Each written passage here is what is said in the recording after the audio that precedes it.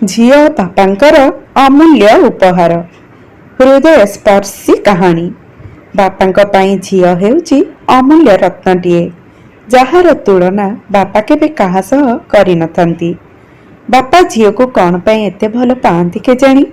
से दिन बापा घर को फेरी देखिले नेना खेलुथिला। बापांक मनरे गोटे कौतूहल जात हेला। से झियो नेना को परीक्षा करने को चाहिए कारण से जानिबा को चाहुथिले जे तांको झियो नेना काहाको बेसी भल पाउछि।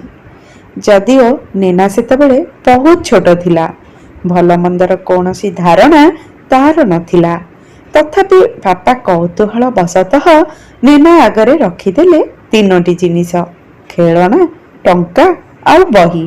अर्थात खेलना माने मनोरंजन, टंका माने धन एवं बही माने ज्ञान।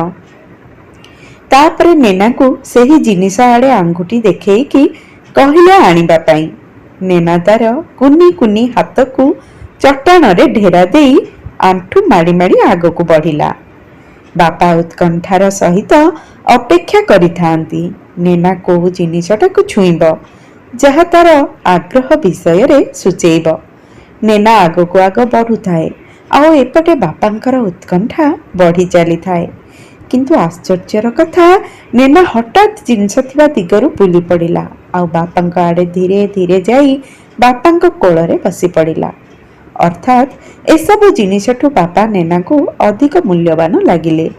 ठीक सही समय रे तांका पुआ आसी टंका नोटटा को उठे नहीं सेठु दौड़िकी पळैला।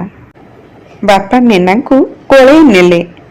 नेना कुनी कुनी ओठरे बापांको देखि हसुथिला, किंतु बापांका आखिरे भरी जाइथिला आनंदर लुह। सतरे झियो माने बापांको सबुठु अधिक भल पाई थांती आउ झियो बापांकर अमूल्य उपहार हेई थाए।